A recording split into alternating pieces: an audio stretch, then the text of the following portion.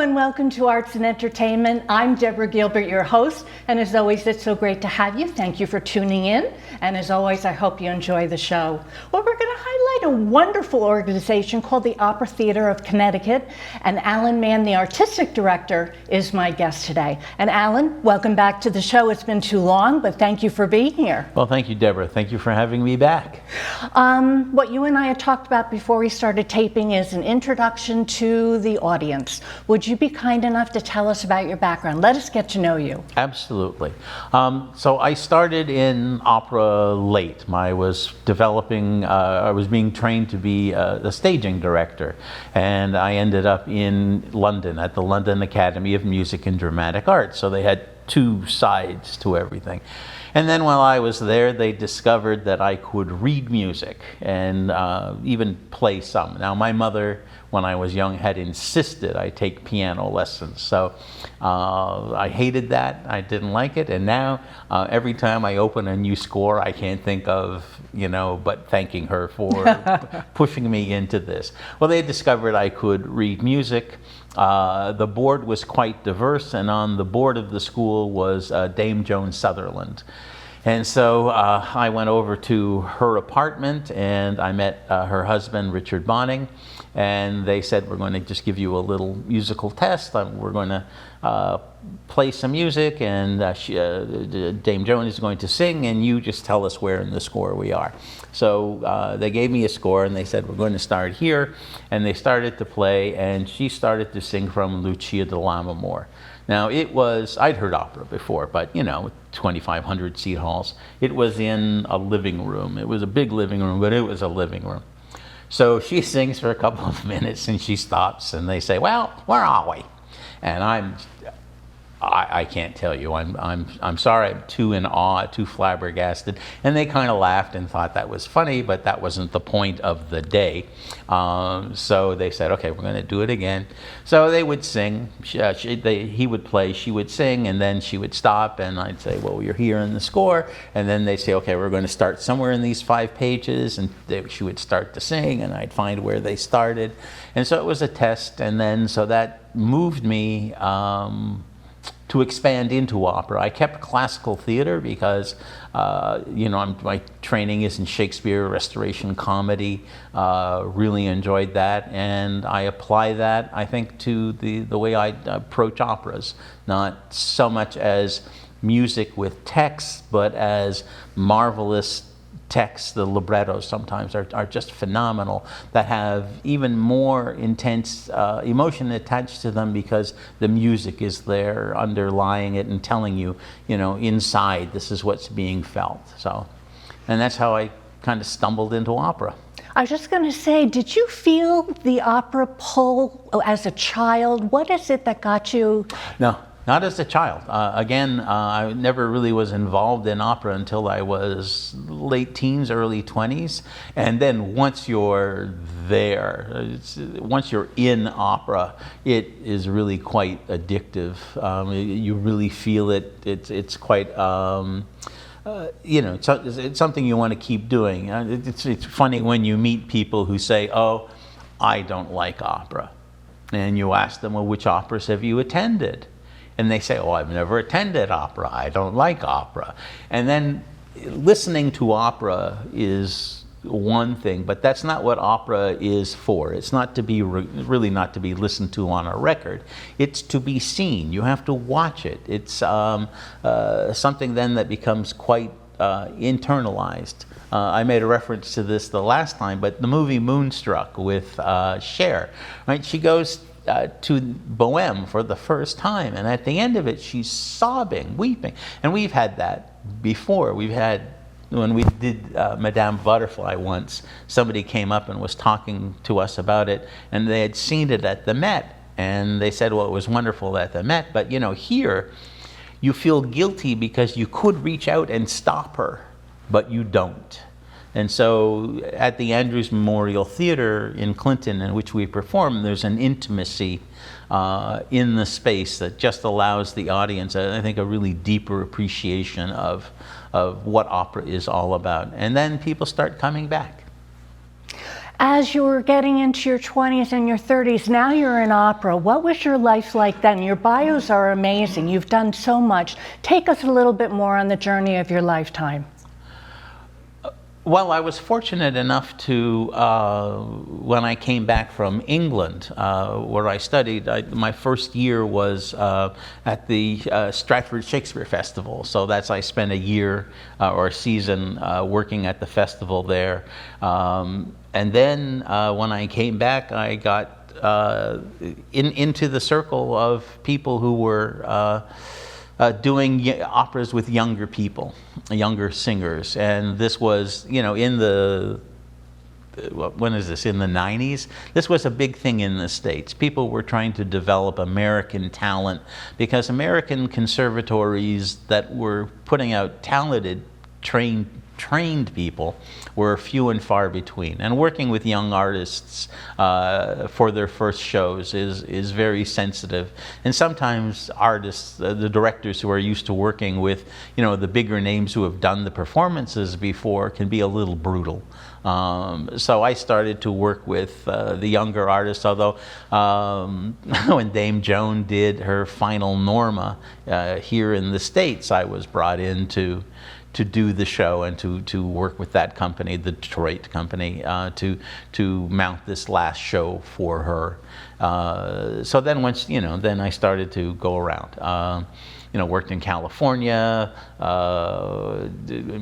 Boston, and then I ended up as the general and artistic director of Mississippi Opera, and I was there for 10 years and changed the company, and that made people sit up and notice. And then from there I went to Boston and was there for a few years, and then settled in Clinton, all the same time running Opera Theater of Connecticut with my wife. I mean, we founded the company 40 years ago, and we have always performed in the summer, which was good for us, for our schedules, but it was also very good for the artists' schedules. In Connecticut, there was no summer opera. There still isn't, I don't think, of any depth. And so all of the orchestra players from all the marvelous symphonies we have are eager to work.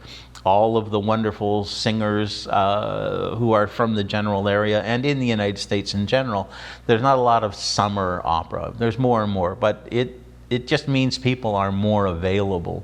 So we were able to always do our summer opera and get that going. And then, come September, I would be off, touring around and working. What made you and your wife decide to create Opera Theater of Connecticut 40 years ago? What happened? Well, I was traveling around a lot, and Kate and I were becoming more serious as a couple, and rather than have me travel all the time, the idea was that we would work together. Now, Kate had been presenting and promoting and producing concerts in New York, big house concerts, other major concerts. So she knew all about the Andrews Memorial Theater. She had been there. She had a summer home in Clinton, and so she had been in the theater very often to see shows. She showed it to me and then said, we should start an opera company. So we got a lawyer and we got the paperwork and we promoted the company and developed the company and started it and in Clinton. It's a beautiful space. It's absolutely one of the most vocally balanced halls in the area because it was built with sound in mind. Very often halls are built more as just presentation spaces, or we'll do some plays here. Even ballet doesn't need the same acoustic structure as opera. And this, if you look at the hall, it's got an arch ceiling, which is perfectly shaped as a parabola. So the sound that goes up is brought down perfectly. The walls are plaster and lath as opposed to concrete or brick, and so that means the sound comes off of it warmer. It doesn't bounce off like an echo. It does come off, but it's warmer. So the space is absolutely stunning. It used to have 500 seats. They've renovated, and the fire marshal had some seats taken out, so we're down to a 400-seat hall. So it's even more wonderful for the audience that's there. Now, people will probably say, I've never heard of Opera Theater of Connecticut, and I'm not even sure I've heard of Clinton, Connecticut. What made you decide on Clinton? Well, that's one thing that was where we had our summer home. That's where we lived. But second, if you travel the shoreline, there is not a hall like the Andrews Memorial anywhere on the shoreline, and certainly not throughout much of Connecticut itself. This hall was built by the same architect who built the Eno Hall, which is a beautiful theater, but it's exactly the same building. But for us in Clinton, because it's the town hall, there's this theater, and then there are these offices. But there's a theater with offices. It's very different than one's normal town hall. Okay, let's take a break, okay? We'll hold that thought. All right, thank you. Okay. I'm Deborah Gilbert. You're tuned in to Arts and Entertainment. We're going to take a break, and we'll be right back. Shoppers depend on customer reviews to make the right decisions, but as sellers continually find new ways to craft fake reviews and hire thousands of people to post them, getting rid of every fake review quickly is nearly impossible. Look out for generic reviewer profiles. If a reviewer has a very common or generic name, you've spotted a red flag. Read reviews by customers with verified purchases, meaning the reviewer bought the product on the same site where they wrote the review. Examine the quality and timing of product reviews. If you notice a product has several 5-star or 1-star reviews with just a word or two in the written portion of the review, or if the reviews use language that is generic, studded with irrelevant details, or overly enthusiastic, you may be looking at a fake review. This is especially true if you notice multiple similar reviews posted during a short window of time. The rise of generative AI has made it much easier to post fake reviews and harder for customers to spot them. So it's a good idea to check multiple websites and compare reviews of an item or service. If you spot a scam, report it to BBB Scam Tracker. That's bbb.org/scam tracker.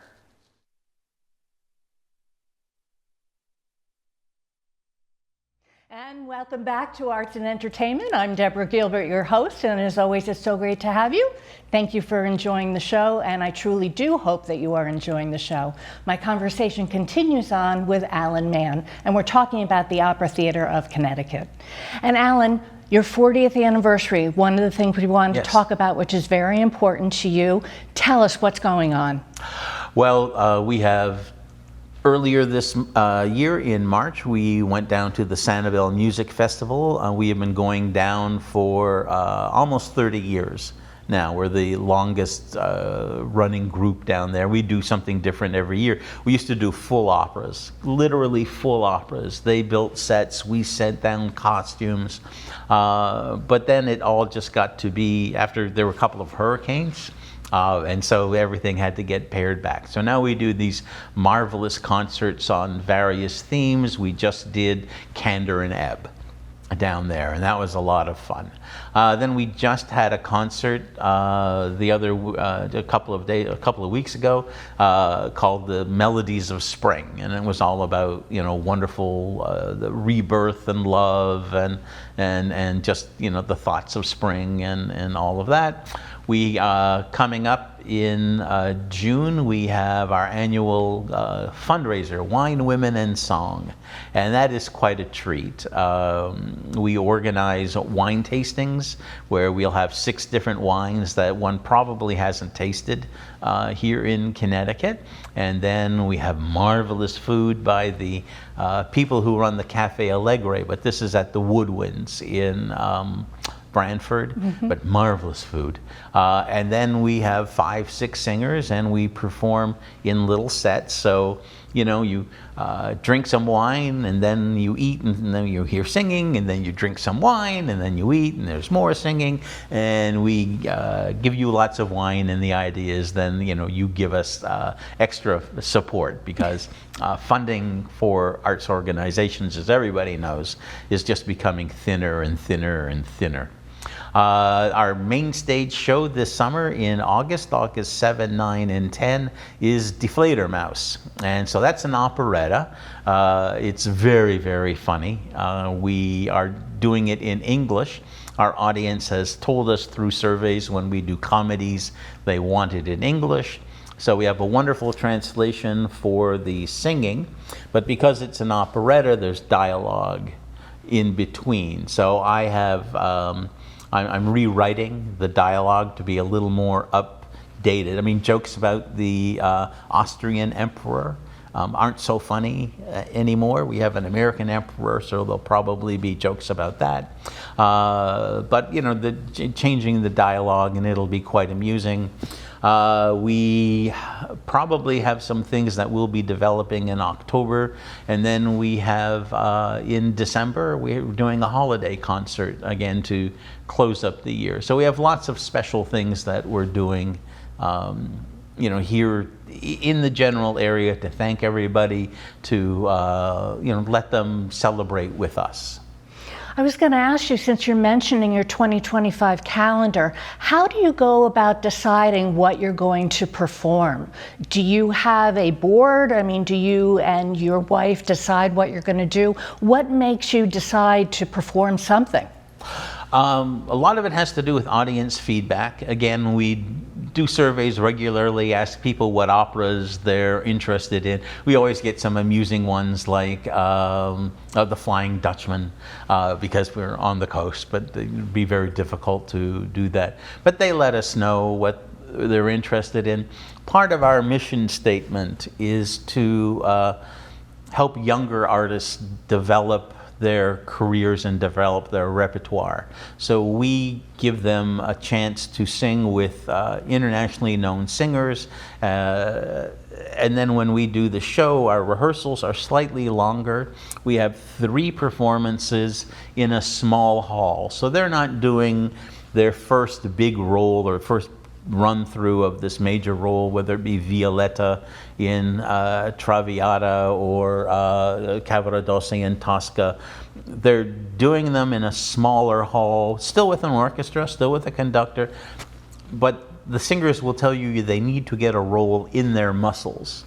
So they have like this kinesthetic memory, you know, like basketball players or hockey players. Once they're in a certain pattern, their bodies just take over. They know what they're doing. So singers, when they learn a role, they know how to move from this vowel sound to this consonant sound, and they get to practice it and perform it in a relatively small, intimate space, so that they don't have to push. They can focus on the development. So we think about that. We think about what singers are available. Sometimes we're approached by wonderful singers, maybe Connecticut-based international careers, and they'll say, you know, I've never done so-and-so. And then you think, well, you know, that's one that'll have audience appeal, which is very big for us, because if we did 3 shows a year, we could do one lesser known show, but we do one. So it's got to be,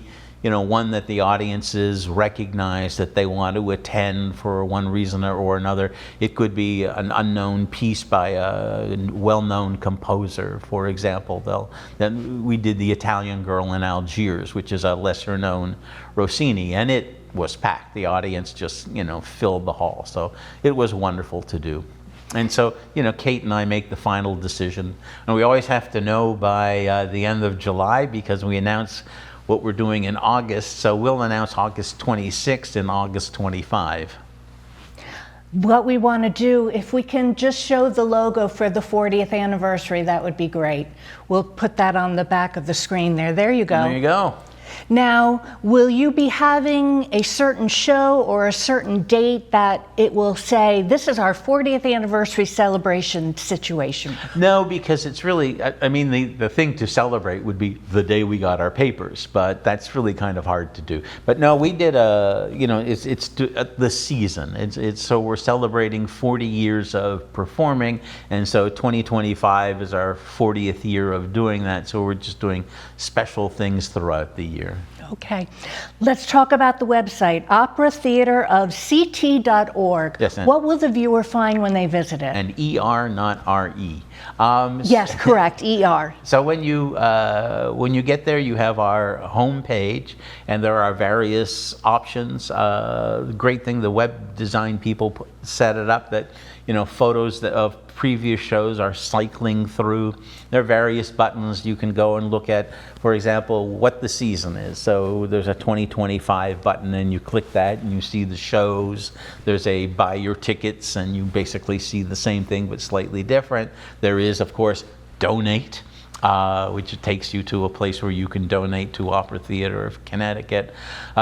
We try to, once we've got the shows all cast, so for example, we are almost finished with Deflator Mouse. We post the cast. Sometimes, if we can, we provide links to their website so that you can find out more about the artists. So it's very interactive, and I've learned how to make the changes to it and do all the work year by year. But it's a very colorful and I think a very attractive website. 2026, have you thought about the future? What does it look like coming up? Well, there will be a 2026, so there will be a 41st year. We're not sure. Part of that has to do with how the grants come in. Again, with the loss of NEA money, and loss of NEA money affects the state as well. So the Connecticut Commission on the Arts has less money. So that sort of funding is diminishing. We'll have to see where that leaves us. Now, we're fortunate, unlike many other companies, although we do get state and federal funding. We're not reliant on that, and we're not reliant on corporate funding. Both of those income lines are diminishing. We get a lot of our money from individual contributions. We explained to the audience that for the ticket price that we charge for a 25-piece orchestra, 9 principals, 24 people in the chorus, lights, costumes for everybody, all of that down the road, that's the same ticket price for a 5-character, 1-set play. So we explained to them that ticket income only covers a certain percentage, and we hope that people will contribute. And we have some very generous and kind contributors. And every year, new people people come to 2 or 3 shows, and then we, hit them with the, could you please contribute? So they contribute. So that's how it goes. 2026 will probably some changes, but we'll be back to doing a well-known standard opera, a real opera pleaser. And that will be in August of 26. Okay. We are starting to slowly run out of time. You had mentioned the cruise industry. What happened with that? Well, I do, before each show, I do a 30-minute talk about the show. And so I got asked by libraries and other organizations if I would start doing longer talks. So I developed 1-hour versions, and they have, slides, and there's music, and, it's very lively to do. And then we were approached by somebody who helps organize entertainment on cruise lines if I would want to go and talk. And I said, well, sure, of course, but I'm not going alone. So we are often the guests of cruise lines, and for the long traverses, so crossing the Atlantic or coming back, you're on sea for 8 days and you don't see anything. So I'm one of the talkers, and we have done 3 or 4 like that. We mostly Europe-based, or from Florida to Europe, Europe to Florida. Although we've just been asked by another cruise line that we've never worked with before to do something in Asia. And that would be great because we have a son who lives in China, and we have another son who lives in Los Angeles, so this would get us to see them. Okay, we are just about out of time. Any closing thoughts for the viewer? Just that we hope everybody will come and celebrate with us. 40 years is a real milestone. There are no other opera companies have lasted this long. In our 40 years, we have seen companies come, last, a decade or two, but then fade away. So we are the oldest opera company in the state, and there's a reason for that. There's what we present, how we present it, the singers we bring in. Many of the singers who sing at our 500-seat hall are 5 years away from singing at the Met, La Scala. So you hear them in this beautiful space, and it's just a wonderful way. So we hope that everyone will come. Okay. Well, I want to thank you so much for being here again. It's been so nice to have you. Thank you. And all continued success and a happy 40th year. Thank you very much. Take care. Okay. Well, I'm Deborah Gilbert. You've been tuned into Arts and Entertainment. In case you need to reach me, I'm at artsandentertainment@mail.com. Well, I hope you have a super day. I really hope you've enjoyed the show. Thank you so much for tuning in, and I'll see you next time.